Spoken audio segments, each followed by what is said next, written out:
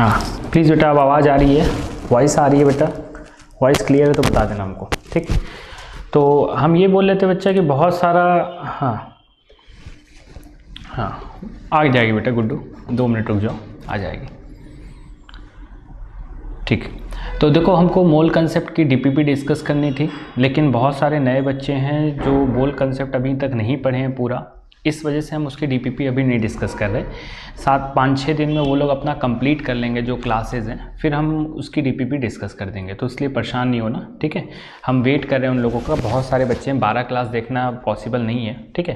तो कुछ समय बाद वो लोग पूरा कर लेंगे, उनकी रिक्वेस्ट आई थी कि कुछ समय के लिए रुक जाइए, एक बार वो लोग पूरा कर लेंगे बच्चा, उसके बाद हम लोग डीपीपी डिस्कस कर लेंगे, ठीक है। नहीं तो ऐसे 2 बार हमको डिस्कस करना पड़ेगा। तो आज वाली क्लास हम लोग सुनना ध्यान से, आज वाली क्लास में हम लोग नेक्स्ट चैप्टर डिस्कस करते हैं फिजिकल केमिस्ट्री का, वो है बच्चा atomic structure. Atomic structure, atomic structure. तो सुनना ध्यान से, एटॉमिक स्ट्रक्चर क्या होगा, प्लीज़ थोड़ा ध्यान देते रहो बच्चा। हमको ये अच्छे से पता है कि एटम क्या होता है, तो सबसे पहले हम एटम के बारे में समझते हैं कि ये एटम होगा क्या। हमको पता है कोई भी मैटर है, तुम उसको तोड़ते जाओ तोड़ते जाओ तोड़ते जाओ, ठीक है, तो जो सबसे छोटा पार्टिकल होगा, ठीक है, तोड़ते हुए सबसे छोटा पार्टिकल जो होता है, जिसको और ब्रेक नहीं किया जा सकता, उसको हम लोग एटम कहते हैं। बच्चा ये जो डेफिनेशन है एटम की, जो अभी हम तुमको बताए हैं एटम की क्या डेफिनेशन है, smallest undivided particle of any matter is known as what, is known as atom. तो वो बच्चा जो थ्योरी हम बता रहे हैं ना, इसको बोलते हैं डाल्टन एटॉमिक थ्योरी। तो ये जो थ्योरी है ना, smallest undivided particle of matter, इसको हम लोग एटम बोलते हैं। और ये जो थ्योरी है, ये असल में है बेटा Dalton atomic theory, Dalton atomic theory, ये है डाल्टन एटॉमिक थ्योरी। तो जब कभी भी कोई तुमसे बोलेगा कि ये क्या है, तो ये बेसिकली बेटा क्या है, एटम की डिफिनेशन क्या होगी, जैसे अभी अंकित बता रहा था कि सबसे छोटा यूनिट मैटर का उसको हम एटम कहते हैं। और बच्चा ये जो डेफिनेशन है ये असल में आई कहाँ से है, ये है डाल्टन एटॉमिक थ्योरी से। तो डाल्टन एटॉमिक थ्योरी में और भी कई सारी डेफिनेशंस थी। सबसे पहला, रिएक्शन में बेटा कौन पार्टिसिपेट करेगा, रिएक्शन में एटम पार्टिसिपेट करता है, ठीक है, एटम पार्टिसिपेट करेगा। तो डाल्टन एटॉमिक थ्योरी के अकॉर्डिंग 2 डेफिनेशन आई, पहला एटम होता क्या है और दूसरा एटम का काम क्या है। यही 2 डाल्टन एटॉमिक थ्योरी का प्रिंसिपल है। तो एटम क्या होता है बच्चा, ये भी हमको पता चल गया क्या, हाँ आयुष बेटा हेलो, एटम क्या होता है ये भी हमको पता चल गया, और एटम का काम क्या है ये भी पता चल गया। तो किसी भी रिएक्शन में जो सबसे छोटी यूनिट होगी उसको हम लोग क्या बोलेंगे, वो क्या होगा बच्चा, एटम होगा। और वो थ्योरी कहाँ से आई, डाल्टन एटॉमिक थ्योरी से। बच्चा ये क्लास 6-7 में पढ़ाया जाता है डाल्टन एटॉमिक थ्योरी, और इस पर बहुत फोकस करने का कोई मतलब नहीं है, पहले से तुम लोग जानते हो कि एटम सबसे छोटा पार्ट होता है। सवाल ये आया, हाँ शिवम भैया हाय, ठीक है ठीक है, सवाल ये आया कि अब क्या, जब हम इसके आगे बढ़े तो बच्चा हमको ये पता चला और सारे एक्सपेरिमेंट हुए, और हमको ये पता चला नहीं, एटम बेटा ऐसा नहीं है कि इसको डिवाइड नहीं किया जा सकता, एटम को फर्दर डिवाइड किया जाता है, इसको फर्दर डिवाइड किया जा सकता है, और भी डिवीजन हो सकते हैं। और बेटा जिनमें डिवाइड किया जाता है उसको नाम देते हैं सब एटॉमिक पार्टिकल। तो आज के बाद जो भी नाम आएगा सब एटॉमिक पार्टिकल, उसका सीधा सा मतलब है कि हम एटम को फिर से डिवाइड कर दिए। हाँ भैया कन्हैया गुड इवनिंग। तो हम एटम को फिर से डिवाइड कर दिए बेटा। तो सब एटॉमिक पार्टिकल जो हमको पढ़ने हैं वो कौन कौन से हैं बेटा, हमको जो पढ़ने हैं वो 3 सब एटॉमिक पार्टिकल हैं, ठीक है। कौन कौन से सब एटॉमिक पार्टिकल है बच्चा जो हमको पढ़ने हैं, ठीक है, सुनना ध्यान से। जो हमको पढ़ने हैं वो कौन कौन सा है बच्चा, इलेक्ट्रॉन, ठीक। दूसरा हमको क्या पढ़ना है बच्चा, प्रोटॉन और तीसरा हमको क्या पढ़ना है बेटा, न्यूट्रॉन। तो 3 सब एटॉमिक पार्टिकल हमको जानना होगा, ठीक है। अच्छा, क्या जानना है? हाँ बेटा शिल्पी, गुड इवनिंग। ठीक, अंकित। तो अब हमको जानना क्या है बच्चा? जानना ये है कि इलेक्ट्रॉन कौन खोजा था, इसका क्या मास होगा, इसका क्या चार्ज होगा। यही 3 सवाल तुमसे बार बार पूछे जाएंगे। तो बच्चा, कौन खोजा था इलेक्ट्रॉन को? इलेक्ट्रॉन को खोजा था जे थॉमसन। किसने इलेक्ट्रॉन को खोजा था बेटा? जे थॉमसन ने। प्रोटॉन की डिस्कवरी किसने की थी? गोल्डस्टीन ने। प्रोटॉन की डिस्कवरी किसने की थी बेटा? गोल्डस्टीन ने। एक बात बता दे रहे, जो रदरफोर्ड पढ़ के आया है, ठीक है, उसको उठा के अपना कचरा में फेंक दो। भैया प्रोटॉन की डिस्कवरी किसने की थी? गोल्डस्टीन ने। किसने की थी? गोल्डस्टीन ने। और न्यूट्रॉन की बेटा जेम्स चैडविक ने। जेम्स चैडविक ने, ठीक है। ये बच्चा सबसे इंपॉर्टेंट होता है मास और चार्ज, ठीक है। इलेक्ट्रॉन का जो मास होगा वो होगा 9.1 इंटू 10⁻³ kg। बेटा इलेक्ट्रॉन का जो चार्ज होता है वो होता है 1.6 इंटू 10⁻19 कूलम, ठीक है। उसी तरह प्रोटॉन का जो मास होगा वो होगा बेटा 1.6 इंटू 10⁻27 kg। और इसका जो चार्ज होगा वो होगा 1.6 इंटू 10⁻19 कूलम। ध्यान रखना, इलेक्ट्रॉन का चार्ज नेगेटिव होता है और प्रोटॉन का चार्ज पॉजिटिव होता है, ठीक है। हाँ, बहुत बढ़िया, बहुत बढ़िया। रदरफोर्ड डस्टबिन, बहुत अच्छा शिवम, ठीक है। अच्छा, न्यूट्रॉन के केस में बेटा, न्यूट्रॉन के केस में चार्ज इसका 0 होगा। नाम से पता चला न्यूट्रॉन, ये न्यूट्रल है बच्चा, चार्ज 0 होता है। और इसका जो मास होता है न्यूट्रॉन का वो बराबर किसके होता है? 1.6 इंटू 10⁻27 kg। मतलब उतना ही होता है बच्चा जितना प्रोटॉन का होता है, ठीक है। तो हमको ये एकदम समझ में आया। हाँ, बहुत बढ़िया। हाँ, कोई बात नहीं बेटा, ठीक है। जो जो चीज़ें हैं उसको सही कर रहे हैं। तो ये बात ध्यान रखना, इलेक्ट्रॉन क्या होगा बेटा? J Thomson. प्रोटॉन क्या होगा बेटा? गोल्डस्टीन। न्यूट्रॉन क्या होगा? चैडविक। मास क्या होगा? इलेक्ट्रॉन सबसे हल्का पार्टिकल है। इलेक्ट्रॉन का मास कितना होता है बेटा? 9.1 इंटू 10⁻31 kg। प्रोटॉन और न्यूट्रॉन का मास सेम होता है और वो करीब करीब सेम होता है, और उसकी वैल्यू कितनी होती है बेटा? 1.6 इंटू 10⁻27 kg। चार्ज प्रोटॉन और इलेक्ट्रॉन का सेम होता है, बस प्लस माइनस का फर्क होता है। प्रोटॉन के केस में चार्ज कितना होगा बेटा? Plus 1.6 into 10⁻19। और इलेक्ट्रॉन के केस में क्या होगा? Minus 1.6 into 10⁻19। और न्यूट्रॉन पूरी तरह न्यूट्रल होता है। तो ये सब एटॉमिक पार्टिकल के बारे में थोड़ा थोड़ा जानकारी हो गया, ठीक है बेटा। अल्फा पार्टिकल बताएंगे साधना बेटा, अल्फा पार्टिकल होता है हीलियम +2, बस बताएंगे, यही बताने ही वाले हैं, मत परेशान हो, थोड़ी देर रुक जाओ। अच्छा, एक बार हमको ये पता चल गया कि एटम के अंदर, हमको ये पता चला कि एटम के अंदर 2 चार्जेस हैं। एक है बच्चा इलेक्ट्रॉन और दूसरा है प्रोटॉन। तो एटम के अंदर 2 चार्जेस हैं, इलेक्ट्रॉन और प्रोटॉन। चलो, इतना तक सही हो गया कि इसके अंदर 2 चार्जेस हैं, इलेक्ट्रॉन भी है और प्रोटॉन भी है। तो ये होंगे कैसे? कैसे एक पॉजिटिव और नेगेटिव को किसी एटम के अंदर रखे होंगे कि वो खराब भी ना हो, डिस्टर्ब भी ना हो। तो ये सवाल हमेशा आता है कि कैसे हम इलेक्ट्रॉन और प्रोटॉन को किसी एटम के अंदर रखें। और बच्चा, यही जो अरेंजमेंट है कि इलेक्ट्रॉन को कैसे रखा जाएगा किसी एटम के अंदर, इसी को बोलते हैं एटॉमिक स्ट्रक्चर। तो एटॉमिक स्ट्रक्चर कुछ भी नहीं होता बेटा। एटॉमिक स्ट्रक्चर क्या होता है कि इलेक्ट्रॉन और प्रोटॉन को किस तरह से अरेंज करके रखा गया है एटम के अंदर, अलग अलग अरेंजमेंट किस तरह की है, उसी को हम लोग नाम देते हैं एटॉमिक स्ट्रक्चर।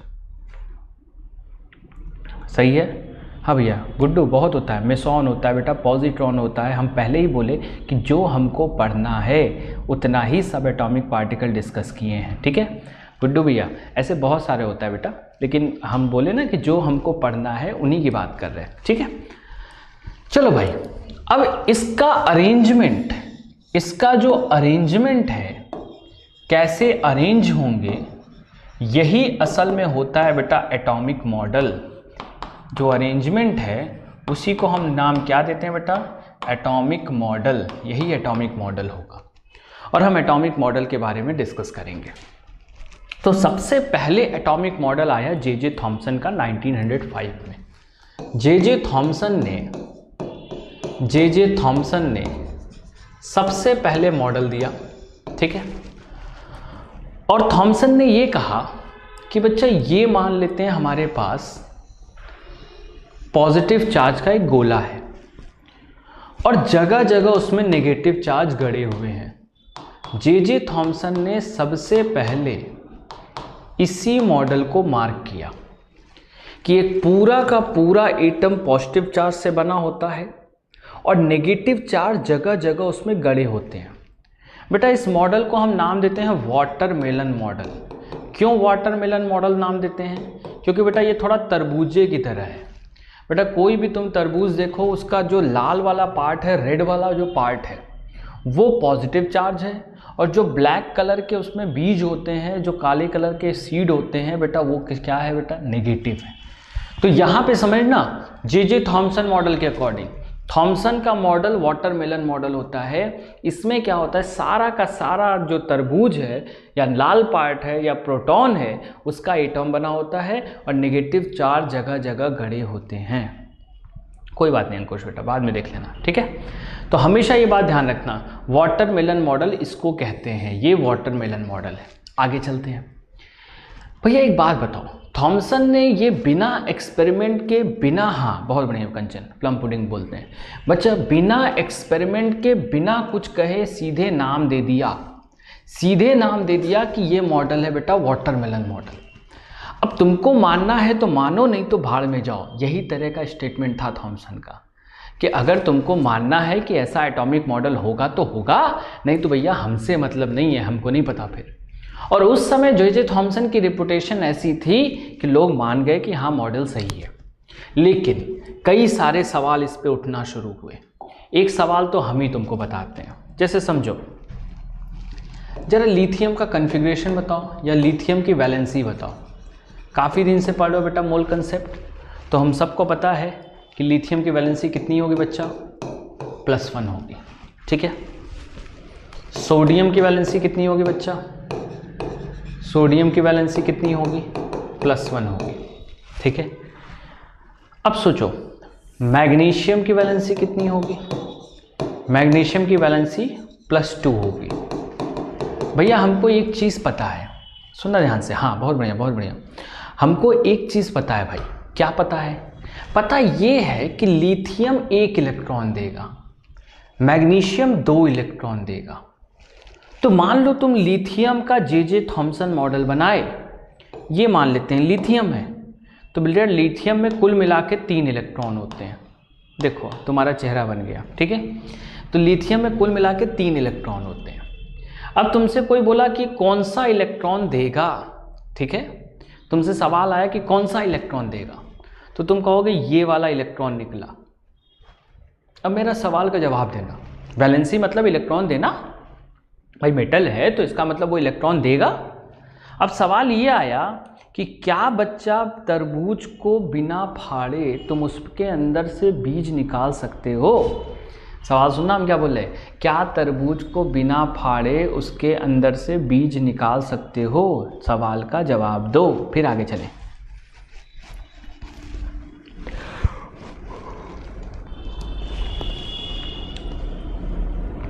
क्या तरबूज को बिना फाड़े उसके अंदर से बीज निकल सकता है? नहीं। तो भैया अगर तुमको इलेक्ट्रॉन इसमें से निकालना है तो सबसे पहले एटम को डिस्ट्रॉय करना पड़ेगा, एटम फटेगा तब इलेक्ट्रॉन उसमें से निकलेगा, सही। और अगर मान लो ऐसा हो भी गया किसी तरह, ठीक है, कैसे, इसी तरह मान लो किसी तरह हो भी गया, तो बच्चा यही वाला इलेक्ट्रॉन क्यों निकलेगा, ये क्यों नहीं निकलेगा? और अगर ये भी निकल सकता है तो ये दोनों क्यों नहीं निकलेंगे, सही। तो कोई एक ही क्यों निकल रहा है, दूसरा नहीं निकल रहा। तो थॉमसन मॉडल ये बताने में बेटा पूरी तरह फेल हो गया कि इसकी वैलेंसी ये होगी, इसकी वैलेंसी ये होगी, ये कौन डिफाइन करेगा? थॉमसन मॉडल के अकॉर्डिंग ऐसा पॉसिबल नहीं है। तो हमको ये समझ में आया कि जे थॉमसन मॉडल में, बच्चा सुनना ध्यान से, हमको ये समझ में आया कि सबसे बड़ी डीमेरिट कौन सी थी बेटा? Valency is not defined, valency is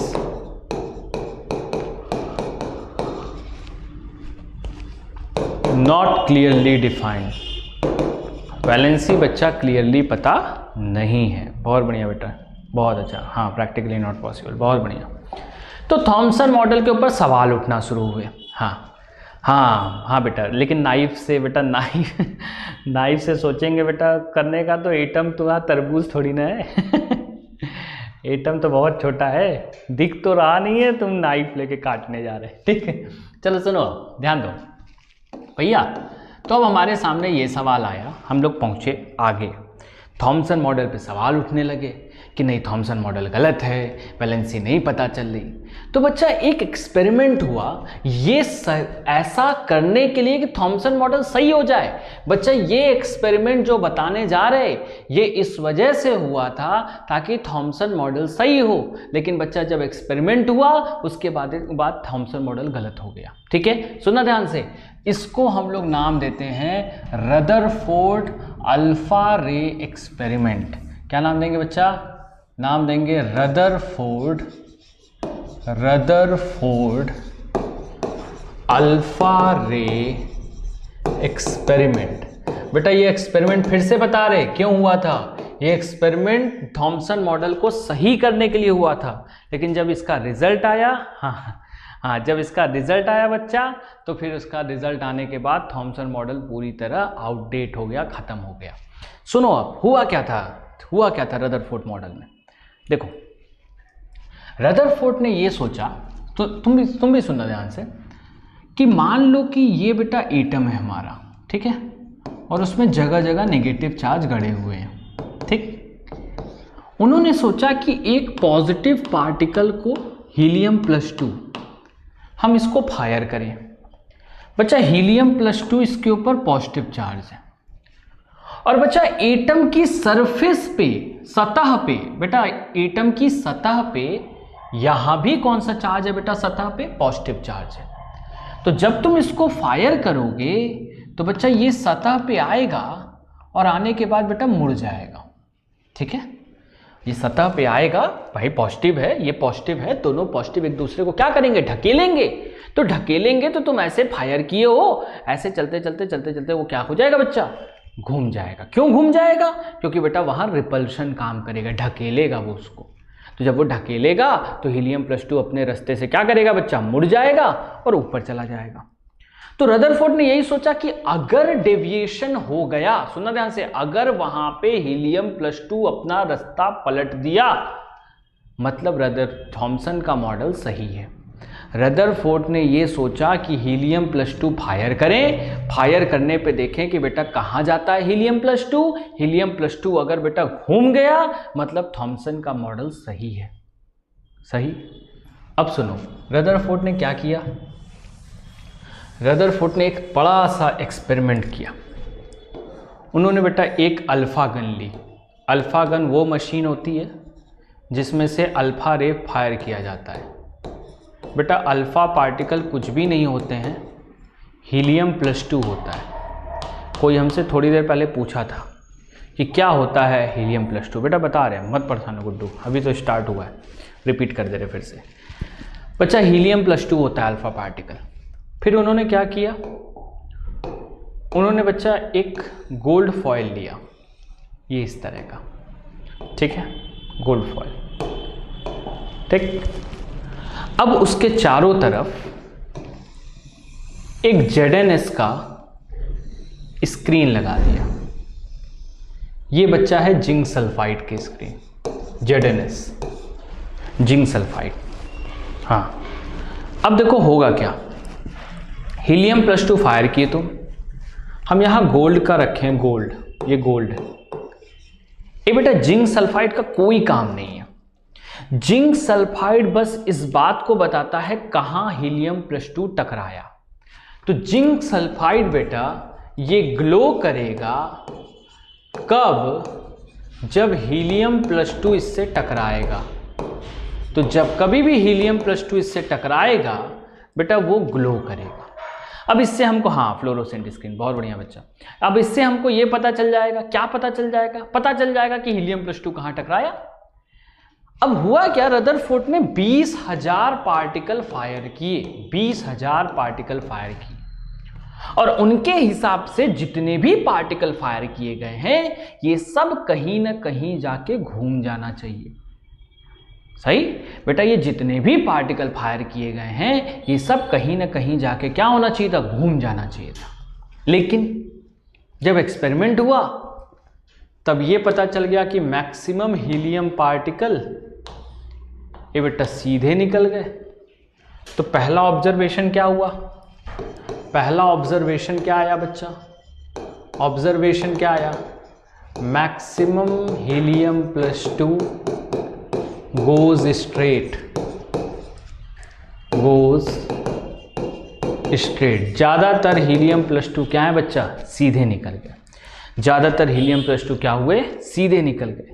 ये बच्चा ज्यादातर He+2 सीधे निकल गए तो क्या थॉमसन मॉडल सही होगा? प्लीज कमेंट करके बताओ भैया, ज्यादातर He+2 सीधे निकल गए तो क्या थॉमसन मॉडल सही होगा?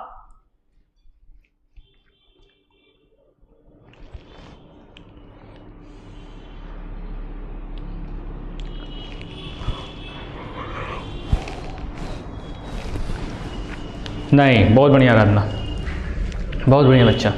आराधना कहा गया नहीं। बाकी लोग को समझ में आया? नहीं आया क्या बाकी लोग को? हाँ कंचन नहीं, ठीक है।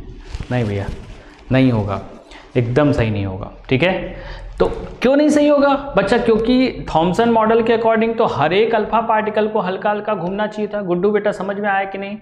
थॉमसन मॉडल के अकॉर्डिंग हर एक अल्फा पार्टिकल को हल्का हल्का घूमना चाहिए था, लेकिन यहाँ मैक्सिमम पार्टिकल एकदम क्या, हाँ कन्हैया बेटा उम्मीद है, ठीक है।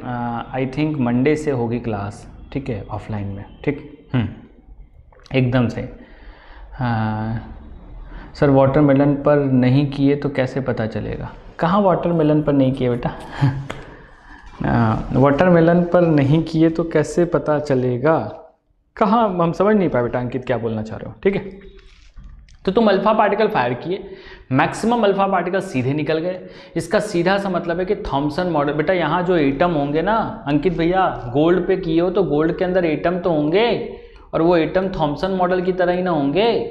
अगर थॉमसन मॉडल को सही मान रहे हो तो यहाँ के एटम क्या फेंक दोगे क्या? ठीक है, हाँ भाई एकदम सही बच्चा, सबको समझ में आ गया, बहुत बढ़िया। तो बच्चा तुम फायर किए तो ये सब सीधे निकल गए, कोई डेविएशन नहीं हुआ। ठीक है, ये बच्चा जब कोई डेविएशन नहीं हुआ तो इसका सीधा सा मतलब है कि Thompson model is wrong, Thompson model is incorrect. ये बच्चा थॉमसन मॉडल इनकरेक्ट है ये तो छोड़ो, ये तो दूर की बात है बच्चा। ज्यादातर पार्टिकल अगर सीधे निकल गए तो इसका सीधा सा मतलब है एटम हमारा पूरी तरह खाली है। फिर से रिपीट कर रहे हैं, हाँ आ गए बच्चा।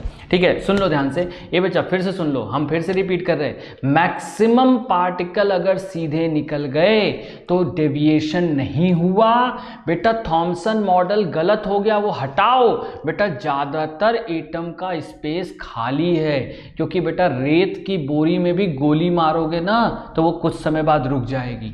अगर ये बेटा एटम भरा होता, खाली नहीं होता, तो He+2 डेविएट तो नहीं करता लेकिन जाके कहीं रुक जाता। फिर से रिपीट कर रहे हैं, ध्यान से सुनना। अगर एटम भरा होता तो बेटा He+2 कहीं जाके रुक जाता, भरा होता तो, लेकिन खोखला है तो निकल गया। बहुत बढ़िया गुड्डू, वर्ड देने के लिए। तो खाली है तो बच्चा इसका सीधा सा मतलब है कि He+2 निकल गया, यानी maximum space is vacant, Thompson model is incorrect and maximum space of atom is vacant. Maximum space खाली है, मैक्सिमम स्पेस क्या है बच्चा? खाली है। बहुत बढ़िया। दूसरा ऑब्जर्वेशन क्या आया? ऐसा नहीं था कि सारे पार्टिकल सीधे निकल गए। मैक्सिमम पार्टिकल सीधे निकले, लेकिन कुछ पार्टिकल बेटा डेविएट भी किए।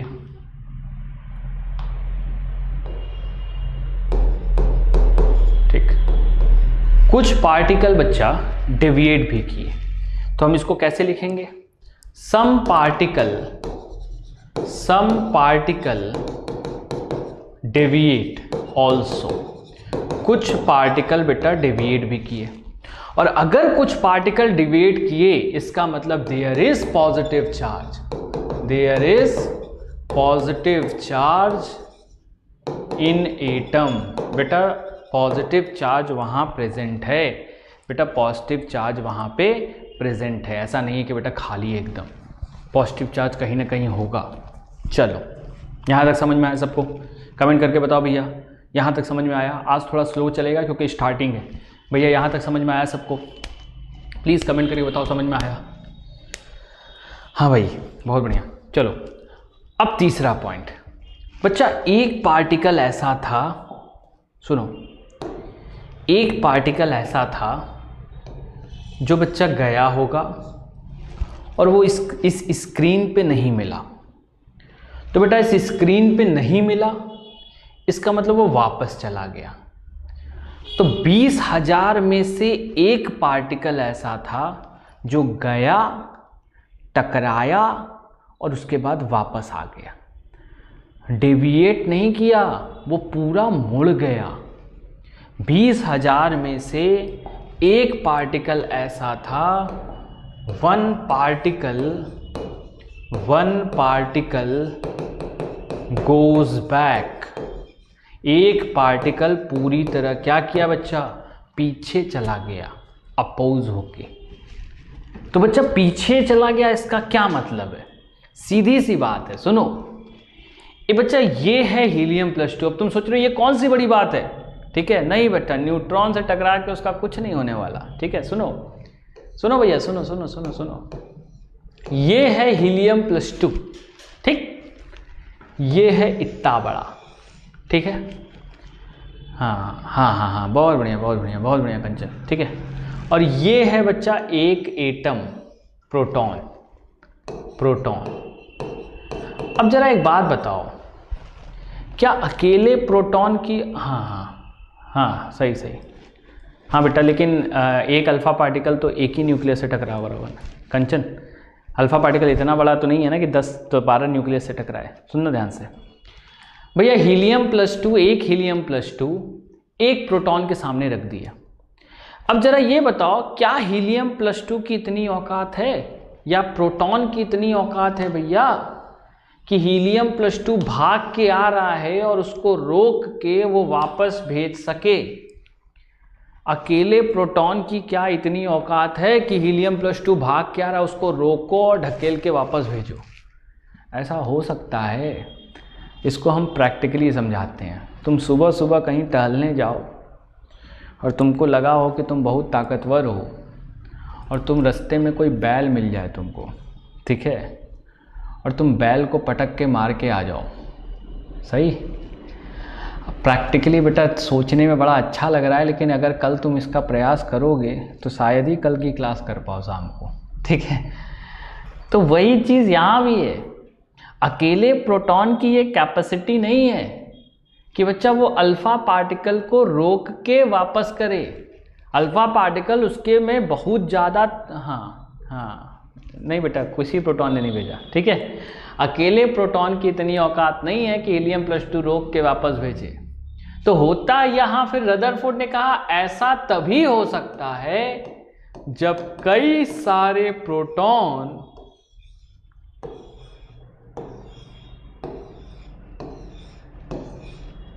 ऐसे इकट्ठा होंगे, इस तरह।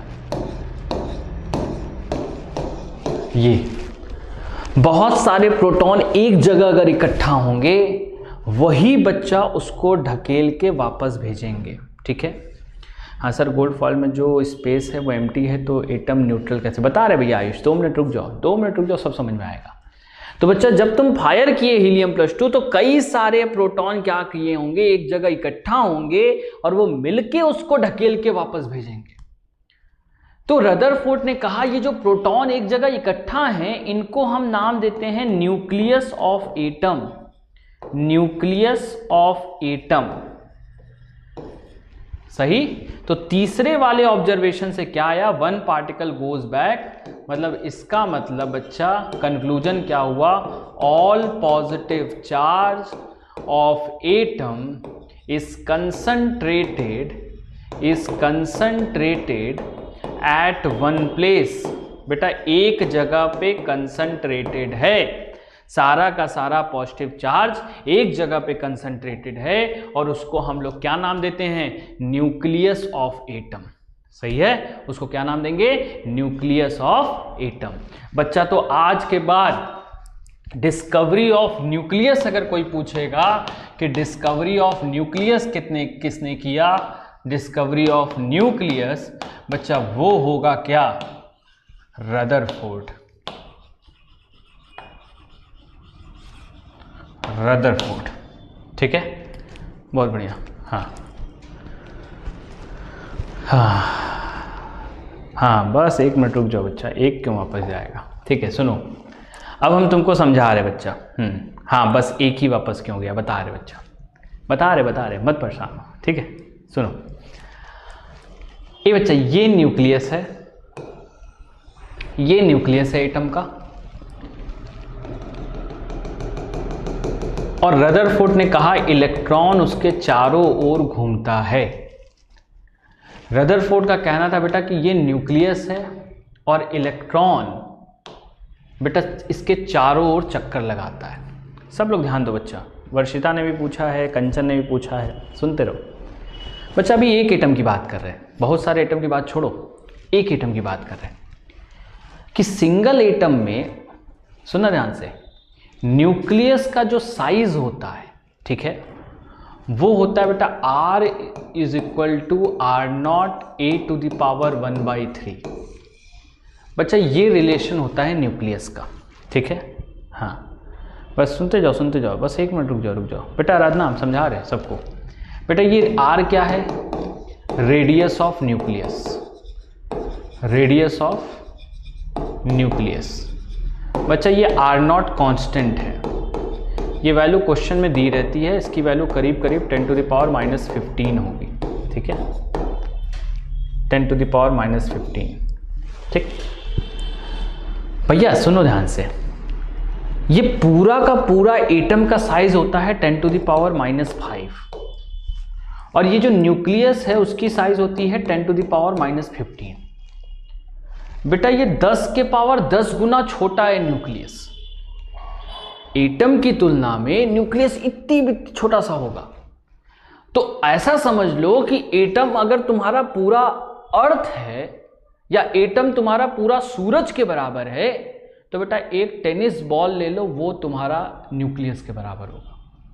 फिर से रिपीट कर रहे हैं, एटम अगर सूरज के बराबर है मान लेते हैं, तो एक टेनिस बॉल के बराबर न्यूक्लियस होगा। इतना डिफरेंस होता है साइज में। अब तुम हीलियम+2 फायर किए यहां से, तो हर हीलियम+2 थोड़ी ना न्यूक्लियस से टकराया होगा, कई सारे हीलियम+2 तो यहां से सीधे सीधे निकल गए होंगे।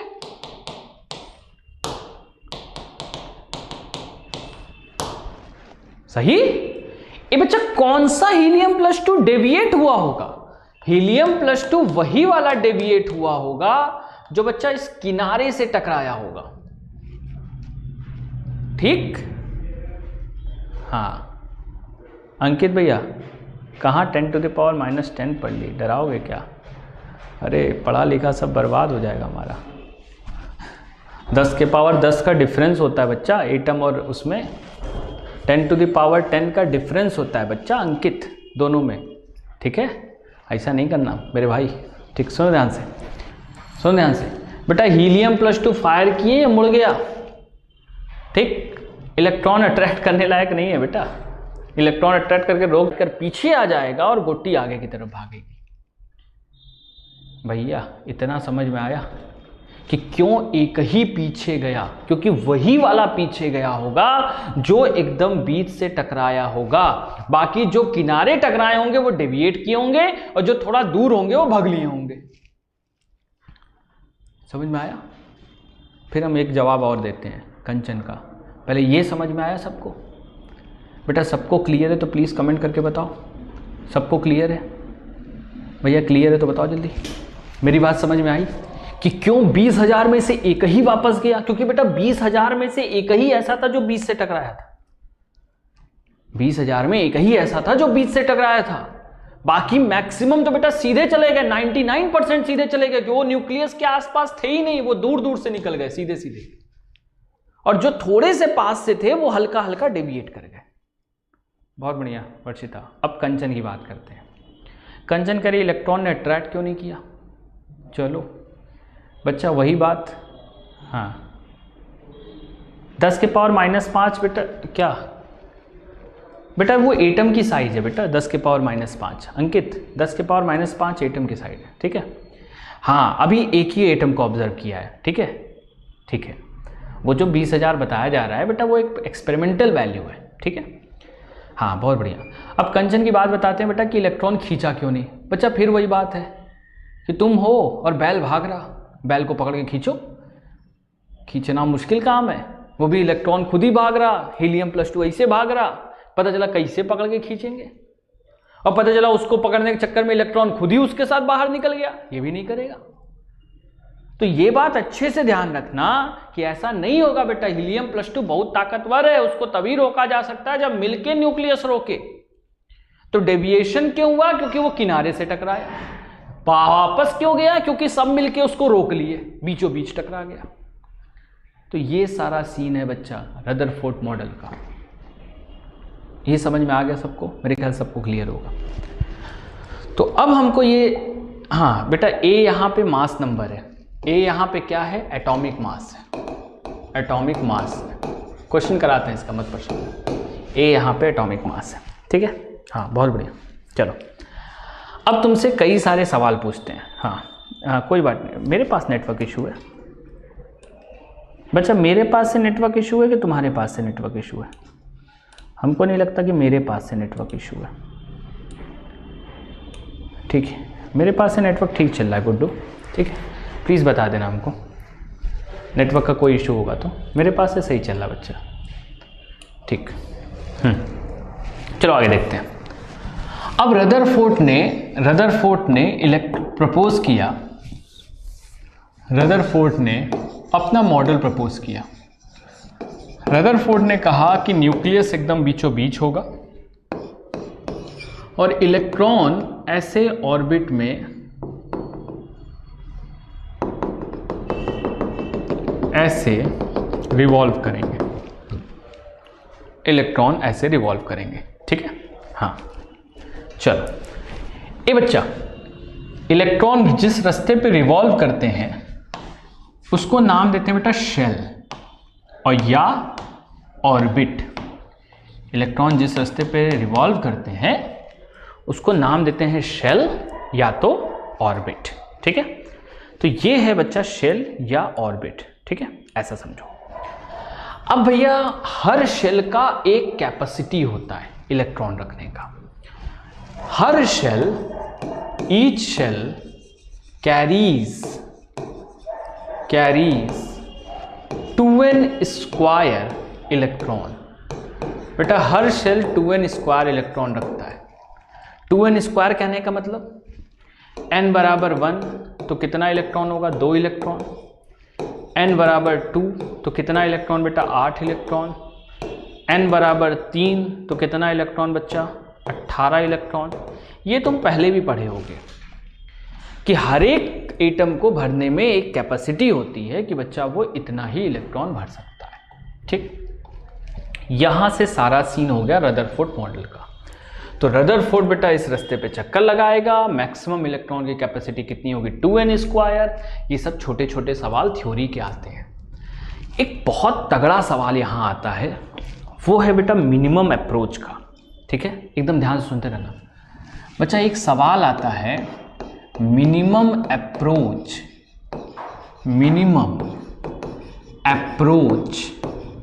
Of alpha particle. सुनते रहना भैया, minimum approach of alpha particle. Sir Bihar में सिवान डिस्ट्रिक्ट में जियो का नेटवर्क अंकित ठीक है, कोई बात नहीं बेटा, बाद में देख लेना, कोई बड़ा इशू नहीं है, ठीक है। हाँ हाँ, अभी बचा है बेटा, हमको पता है कहाँ पढ़ाना है, निश्चिंत रहो कंचन, ठीक है, वो हम पढ़ा देंगे। बहुत सारे बेटा नए बच्चे थे ना, इस वजह से हमको चैप्टर को उसको क्लोज करना पड़ा, हम उसको गैस स्टेट में पढ़ा देंगे कंचन, याद है हमको, ठीक है। सुनो, minimum approach of alpha particle. बच्चा अल्फा पार्टिकल का मिनिमम अप्रोच समझो, मिनिमम अप्रोच समझो, क्या होता है अल्फा पार्टिकल का मिनिमम अप्रोच। भैया ये है, मान लो अल्फा पार्टिकल हीलियम+2, ठीक है, सुनते रहना, और ये है हमारा न्यूक्लियस। ये क्या है बेटा? न्यूक्लियस। सब लोग ध्यान से सुनते रहना, बहुत बढ़िया टॉपिक है बच्चा। ये अल्फा पार्टिकल है, ये न्यूक्लियस है। ये बेटा न्यूक्लियस के पास मान लेते हैं, न्यूक्लियस का एटॉमिक नंबर बेटा जेड है, मान लेते हैं, ठीक है। ये बच्चा हम सबको ये पता है कि जितना एटॉमिक नंबर होगा उसका, उसके अंदर उतने ही प्रोटॉन्स होंगे। तो अगर इसका एटॉमिक नंबर जेड है तो इसके अंदर कितने प्रोटॉन होंगे? जेड प्रोटॉन होंगे। तो एटॉमिक नंबर जेड है तो बेटा कितने प्रोटॉन होंगे? जेड।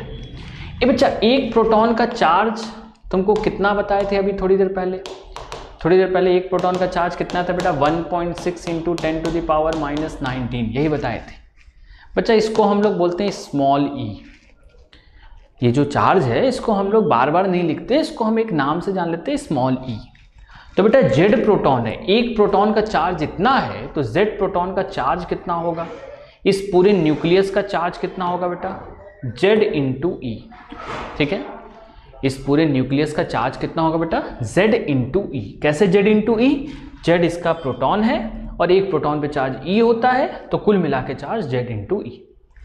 हाँ, N2 क्या होता है? N2 कहाँ N2 लिखा है बेटा? एटॉमिक नंबर लिखा है, कहाँ N2 लिखा है? बेटा N2 सॉरी, वो ऑर्बिट नंबर है बेटा। जैसे ये पहला ऑर्बिट है ना N1, ये पहला ऑर्बिट है, उसी तरह एक दूसरा ऑर्बिट होगा तो वो N2 होगा, ठीक है। अंकित का थोड़ा नेट स्लो चल रहा है तो वो पीछे होगा, हम बता दिए बेटा। अंकित N2 मतलब दूसरा ऑर्बिट, N3 मतलब तीसरा ऑर्बिट, ठीक है। हाँ मंगेश चलो आ गए भैया चलो आ गए, तुम लेट आए हो लेकिन आज भी, ठीक है। तो Q2 की वैल्यू बच्चा Z इंटू ई होगी।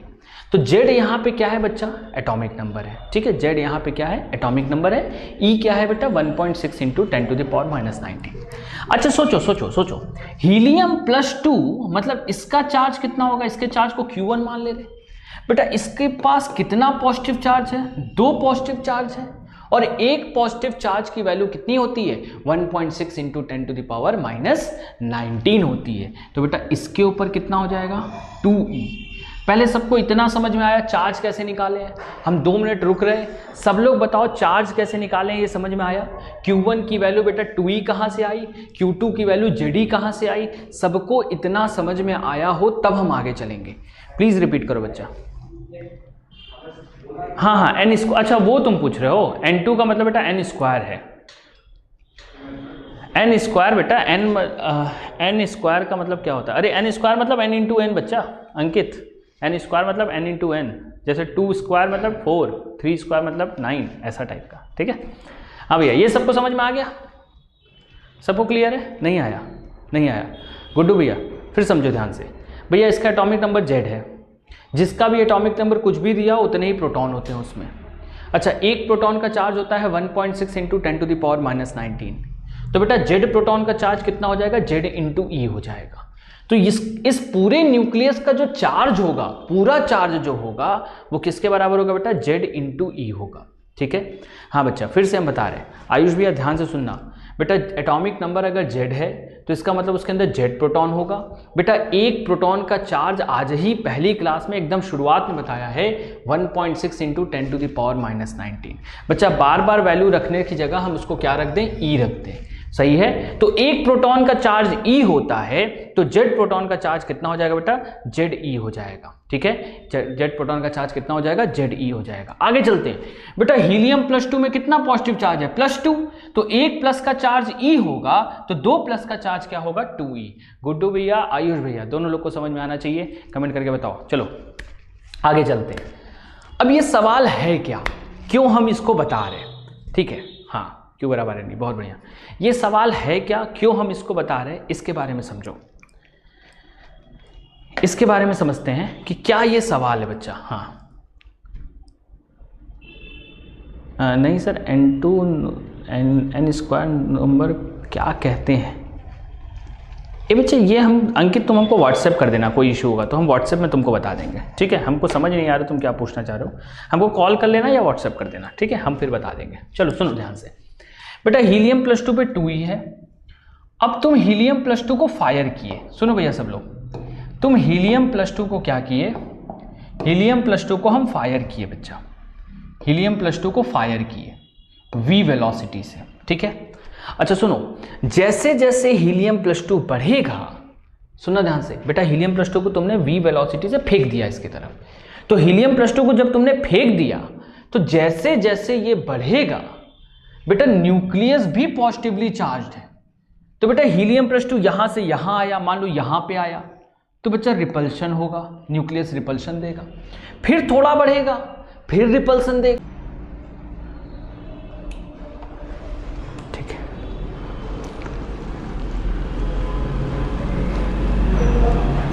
ठीक है, हाँ बेटा सुनो ध्यान से, कुछ नेट का इशू हो गया था, ठीक है, फिर से बताते हैं बच्चा। जैसे जैसे हीलियम +2 आगे बढ़ा, न्यूक्लियस ने उसको ढकेला, फिर बेटा हीलियम +2 थोड़ा आगे बढ़ा, फिर न्यूक्लियस ने ढकेला, फिर हीलियम +2 आगे बढ़ा, फिर न्यूक्लियस ने ढकेला। जैसे जैसे हीलियम +2 आगे बढ़ेगा, न्यूक्लियस उसको लगातार ढकेलता जाएगा, ढकेलते ढकेलते एक समय ऐसा आएगा कि बेटा हीलियम +2 की वेलोसिटी 0 हो जाएगी। ये पॉइंट सबको समझ में आ रहा है बच्चा, ये पॉइंट सबको समझ में आ रहा है कि ये न्यूक्लियस है, ये हीलियम +2 है, हीलियम +2 इसकी तरफ भागा, जैसे जैसे भागेगा इसकी वेलोसिटी रुकती जाएगी और एक समय ऐसा आएगा इसकी वेलोसिटी एकदम क्या हो जाएगी बेटा, 0। ये पॉइंट सबको समझ में आया? प्लीज कमेंट करके बताओ भाई।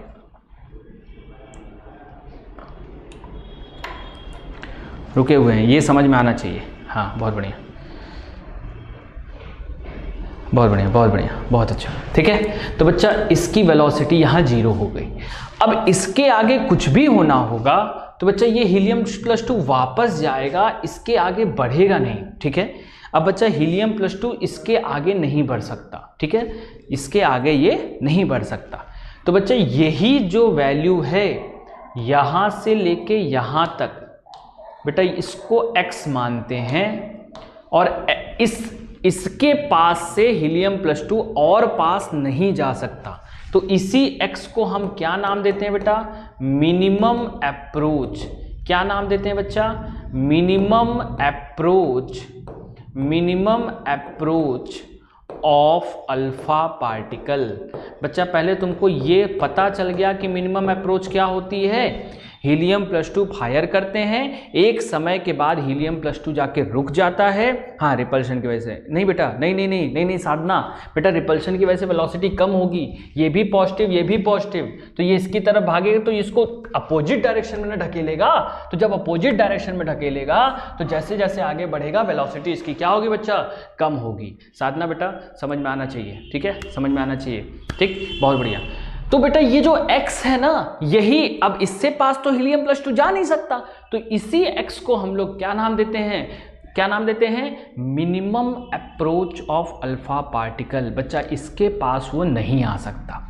अब तुमको यही x निकालना है, यही x निकालना है, सवाल में यही x निकालना है। तो बच्चा x निकालने के लिए ना थोड़ा सा फिजिक्स लगेगी, एनर्जी कंजर्वेशन लगेगा। बच्चा शुरू में इसके पास वेलोसिटी v है, तो इसकी जो काइनेटिक एनर्जी है वो बराबर होगी ½ mv² के, ठीक है।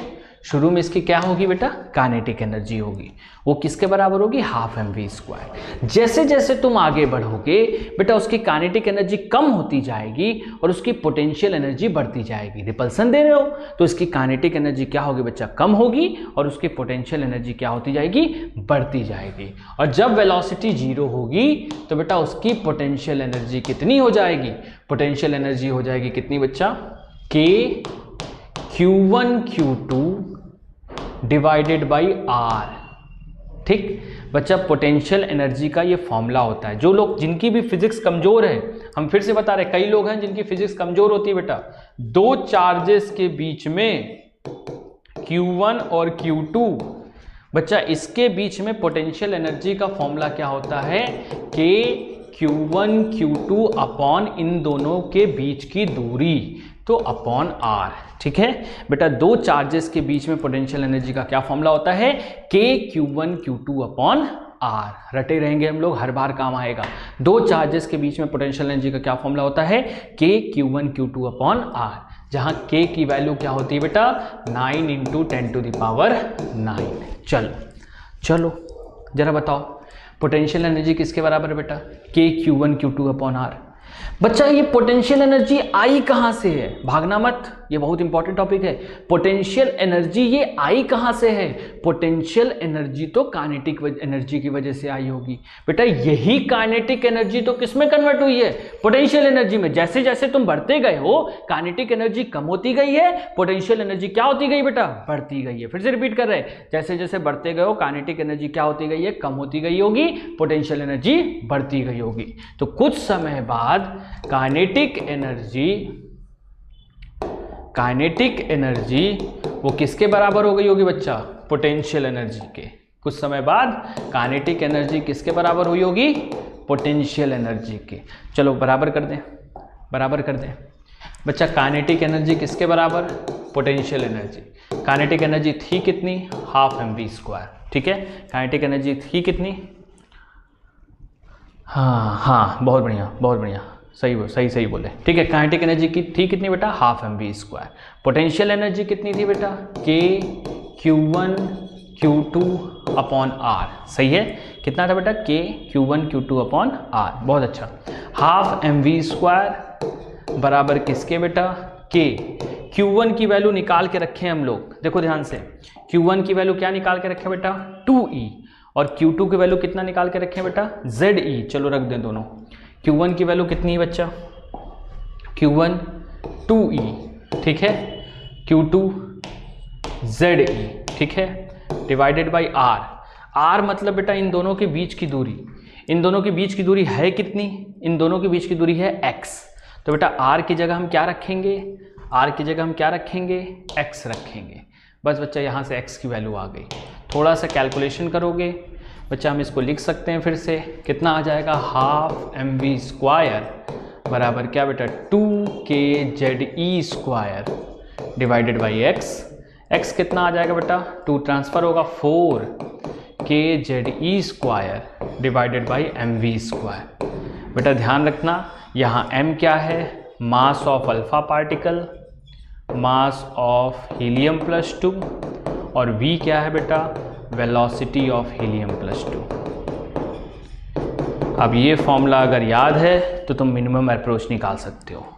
ये सबको समझ में आया, प्लीज़ कमेंट करके बताओ बेटा समझ में आया। ठीक है, ये थोड़ा टफ था आज के लिए क्योंकि अभी फिजिक्स तुम नहीं पढ़े हो उतना, फिर भी एकाएक हम झोंक दिए फिजिक्स। ठीक है बच्चा, समझ में आ गया हो तो कमेंट करके बताओ प्लीज़। तो आज हम बेटा इतना ही डिस्कस करेंगे, कल इसके कुछ क्वेश्चंस डिस्कस करेंगे और फिर कल इसके आगे हम लोग और बढ़ेंगे। ठीक है, किसी को कोई सवाल पूछना है बेटा?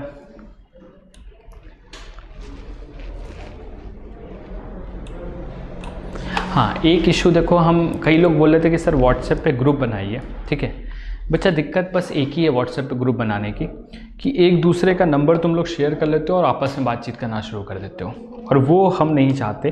ठीक है, उससे थोड़ा सा इनसिक्योरिटी भी है। ठीक है, बहुत लोगों को नहीं हाँ बेटा, हाँ क्वेश्चन बेटा कल कराएंगे अंकित। ठीक है, बहुत डिटेल में कराएंगे, कल कराएंगे भी और कल और एक्सप्लेन करेंगे इसको। ठीक है, तो इसको बस एक बार आज पढ़ लेना। तो व्हाट्सएप ग्रुप नहीं बनाएंगे बेटा, ग्रुप चैट पे अभी ऐप अपडेट हो रहा है। मैंने पिछली बार भी बोला था 15-20 दिन लगता है बच्चा ऐप बनने में। नया ऐप आ जाएगा बेटा, हम तुरंत तुमको दे देंगे। वहाँ ग्रुप चैट का बड़ा अच्छा ऑप्शन है, कोई दिक्कत नहीं है। ठीक है, हाँ आयुष, कोल्ड फॉयल वाला आंसर तुम क्या पूछे थे, थोड़ा मिस कर गया हमसे। हाँ PDF मिल जाएगा गुड्डू। ठीक है, 1-2 घंटे मिल जाएगा। आयुष बेटा, सर BSc नर्सिंग में केमिस्ट्री टफ नहीं आती? नहीं बच्चा, एकदम टफ नहीं आती है। ठीक है, जितना हम पढ़ा रहे हैं और जितनी शीट है बेटा, उससे बाहर का एक सवाल नहीं आएगा। ठीक है, हाँ बच्चा, बहुत सारे स्टूडेंट्स आ गए हैं। ठीक है, धीरे धीरे आ रहे हैं। अब मंडे से मेरी क्लास लगेगी तो और भी तब तक आ जाने चाहिए, ठीक है।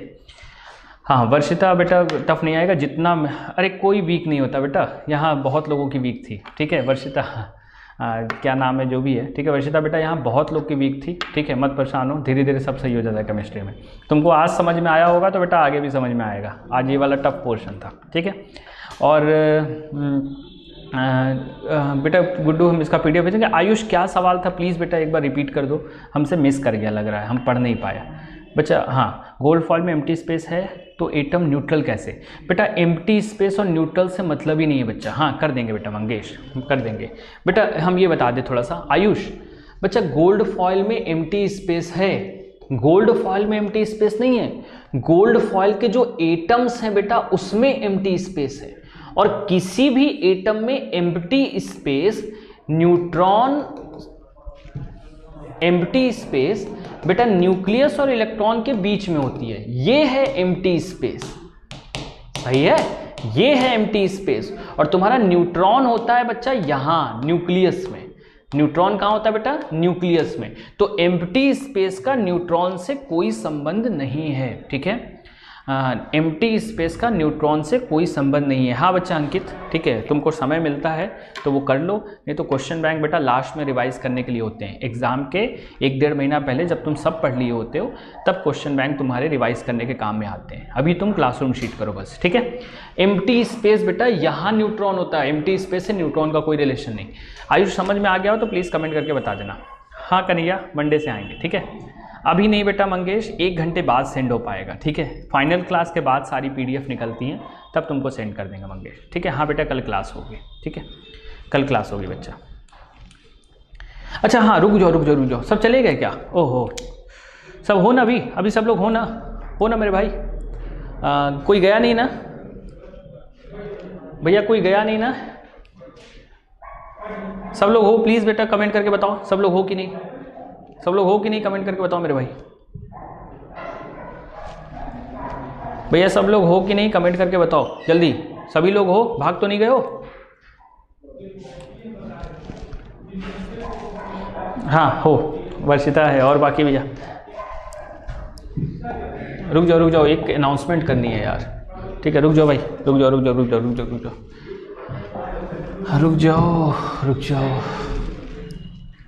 1 मिनट रुकना यार, ठीक है, हाँ बहुत ज़रूरी है वो।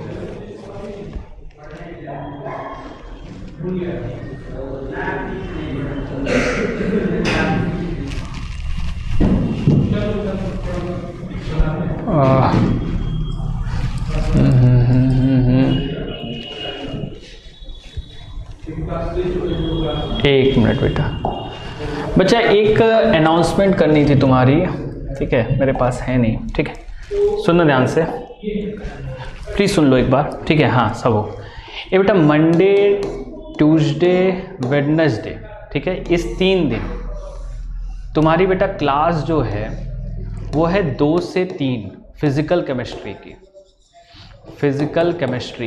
ठीक है, 2 से 3 फिजिकल केमिस्ट्री, ठीक है। ये बच्चा थर्सडे, फ्राइडे, सैटरडे, बच्चा इस 3 दिन तुम्हारी क्लास है 3:30 से 5 ऑर्गेनिक केमिस्ट्री की। प्लीज़ नया शेड्यूल नोट कर लो, ठीक है, इस शेड्यूल को लिख लो बच्चा सब लोग, ठीक है। हालांकि हम इसके साथ अटैच कर दे रहे नोट्स के साथ, फिर भी तुम बेटा एक बार इसको लिख लो, ठीक है, हम नोट्स के साथ भेज दे रहे, फिर भी तुम इसको एक बार लिख लो बच्चा सब लोग, ठीक है। प्लीज़ सब लोग इसका स्क्रीनशॉट ले लो बेटा, सब लोग इसका स्क्रीनशॉट ले लो। 2 से 3 दिन में फिजिकल केमिस्ट्री है और बेटा शाम को थर्सडे, फ्राइडे, सैटरडे 3:30 से 5 ऑर्गेनिक है। प्लीज़ बच्चा इसको लिख लो, ठीक है, इसका स्क्रीनशॉट ले लेना, बहुत बढ़िया, ठीक है, ठीक। हम इसको बेटा नोट्स के साथ भेज दे रहे हैं, लेकिन सब लोग लिख लो ताकि दिमाग में रहे कि हम टाइम टेबल भेजें, ठीक है, ऑनलाइन क्लास का है, ऑनलाइन क्लास, ठीक है। हाँ कल सर ऑर्गेनिक की क्लास होगी? नहीं बेटा ये मंडे से है बच्चा, ये मंडे से, इस मंडे से, फ्रॉम मंडे, ठीक है, मंडे से बेटा, कल इसी की क्लास होगी, ठीक है बेटा, मंडे से है ये शेड्यूल मंडे से, ठीक है। तो आज के लिए बच्चा इतना ही, ठीक, हाँ सर और नहीं वीडियो कंप्लीट करनी पड़ेगी? नहीं बच्चा, नहीं नहीं नहीं नहीं नहीं नहीं कोई दिक्कत नहीं बेटा, अगर नहीं कंप्लीट किया कोई दिक्कत नहीं, हम लोग पढ़ाएंगे उसको, ठीक है। वो बस इसीलिए दे दिया गया है बच्चा कि जिसको थोड़ा ज़्यादा पढ़ना होता है या समय जिसके पास ज़्यादा है वो पढ़ सकता है। कोई दिक्कत नहीं बच्चा, तुमको पढ़ने की ज़रूरत नहीं, वो क्लास में डिस्कस होगा। आज के लिए इतना ही बेटा, और कोई दिक्कत हो? हाँ बेटा स्टार्ट हो गया है, ठीक है। 2 क्लास हुई है, केमिकल बॉन्डिंग की 2 क्लास हुई है, ठीक बच्चा। तो आज के लिए इतना ही, कोई दिक्कत हो तो बेटा व्हाट्सएप कर लो हमको।